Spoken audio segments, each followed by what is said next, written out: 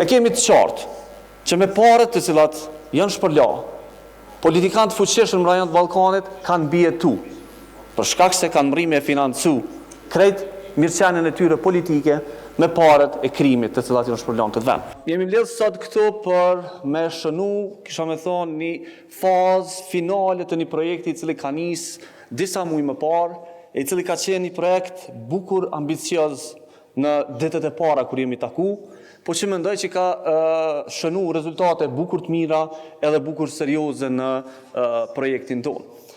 Kur jemi ullë me ekspertët e ambasadës britanike me zhvillu idenë, qëllimi kryesor i krejt kësaj pune ka qenë ndryshimi i mentalitetit.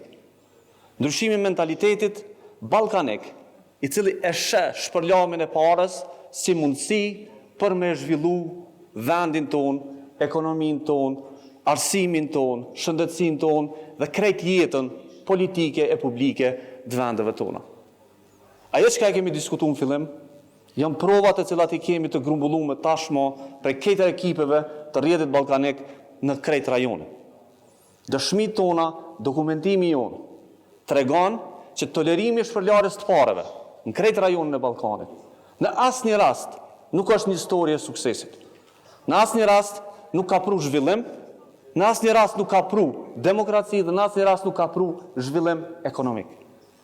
Thënë shkurt, shpërlamja e parave na ka pru vetëm varfëri.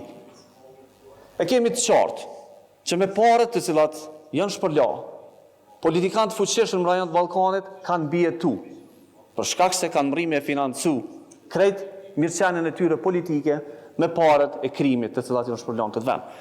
E kemi të qartë që bizneset jo legale, të cilat janë financu prej shpërlarjes të parave, kanë kriju një disbalans të skajshëm në ekonominë e vendeve të Ballkanit.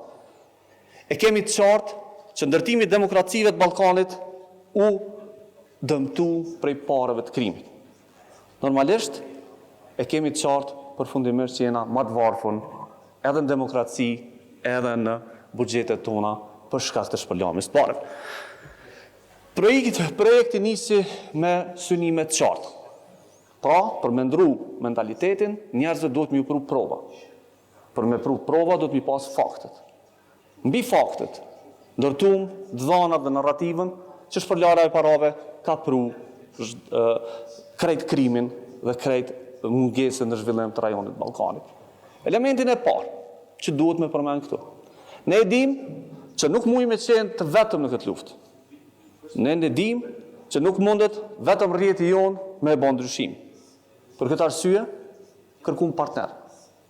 Për këtë arsye, qasjen e parë ose mbështetjen e parë kërkum prej motorit të reformës së shoqërisë në Kosovë, që është shoqëria civile dhe janë mediat.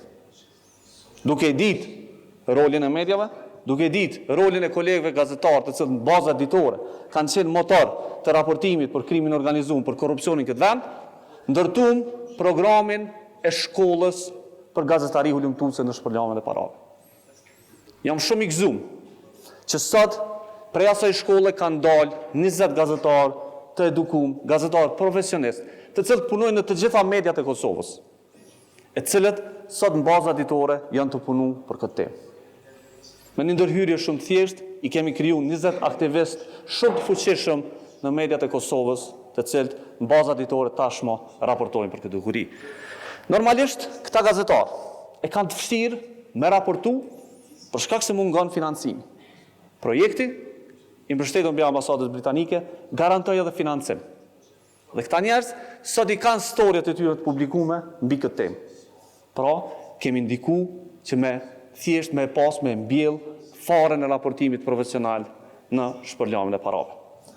Normalisht, kjo temë nuk mundet me u trajtu, nuk mundet me u sfidu nëse na nuk kemi gjenerata të reja, të cilët dinë se çu trajtohet ky fenomen, të cilët e kuptojnë në esencë fenomenin, të cilët e luftojnë këtë narrativën kolektive që shpërlamja e parave ka me pru zhvillim.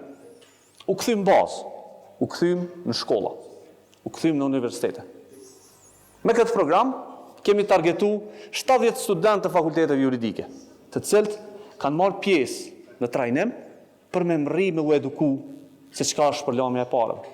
për me mri mu eduku se çka janë pasojat. Unë vetë kom studiu fakultetin juridik dhe më ndash shumë vite me kuptu ata që na tash u keni dhënë të gatshme studentëve.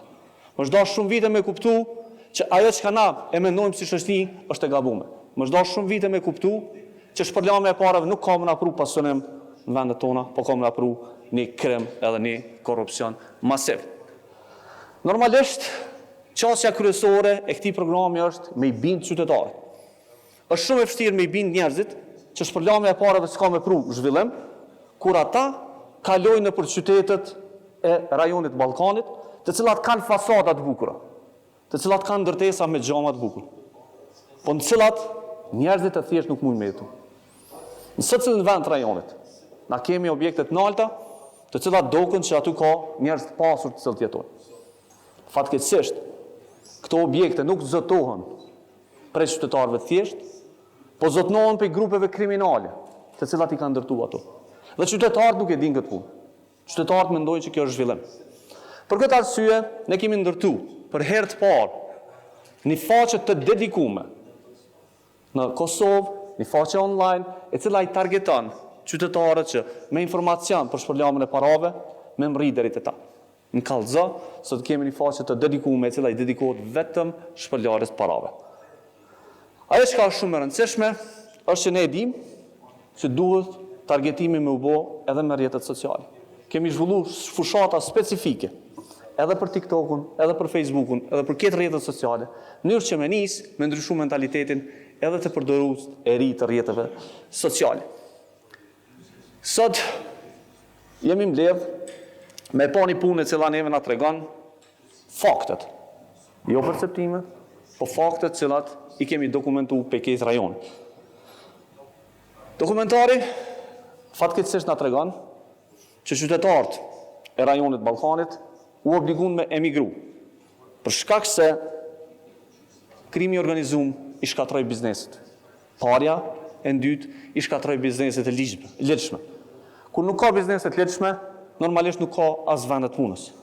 Sot na tregon edhe dokumentari, po edhe përvoja jonë, që qytetarët e kanë të vështirë me ble një banesë, me ndërtu një shtëpi. Kjo jo pse qytetarët e Ballkanit nuk janë punëtorë, po për shkak se shpërlamja e parave i ka rritë skajshmërisht çmimet e banesave edhe shtëpive në këtë zonë. Me punë të ligjshme, qytetarët e cilët jetojnë në vendet tona e kanë shumë të vështirë me garantu një jetë mirë për familjet e tyre. Jo pse ata nuk po punojnë, po pse shpërlarja e parave është duke vazhduar. Faktet të cilat e kemi mbledh na tregojnë një disbalans shumë të madh midis asaj çka sekuestrohet dhe asaj çka në teori ose në dhëna ose në fakte është ajo që ne e konstatojmë si pare që hin ilegalisht në treg. Për këtë arsye mendoj që kemi shumë punë për vitet e ardhshme me mrit paktën gjysmën e kësaj dokurie me ndalu dhe thjesht vendet tona mos i bëhen atraktive për shpërlamen e parë. Para se me juftu me një dokumentarin, po du publikisht mi falenderu Allanin dhe Nikun, dy ekspertët britanik, të cilët me shumë përkushtim kanë harxhu kohë të madhe me ekipin tonë për me na tregu dhe me na bind për format e avancume të shpërlamjes të parave që ndodhin krejt botën. Është shumë vështirë me e kuptu shpërlamjen e parave tu punu veç për i Prishtinës. Shpërlamja e parave duhet me qenë një zinxhir total i krejt rajonit, i krejt botës, i krejt mekanizmave tjerë. Faleminderit semrës edhe stafit ambasadës britanike që kanë vendos me na përkroj den dhe kanë vendos me na qëndru mbrapa në këtë nismë. Faleminderit edhe gjithë njerëzve që kanë qenë të përfshim në këtë dokumentar. E di që ka qenë bukur sfiduese me i bo intervistat, disa herë edhe me i marrë dhanat, po shpresoj që kemi mri të paktën me gjujt një guri ndete dhe me nis me zhvillu një gazetari profesional në këtë drejtim.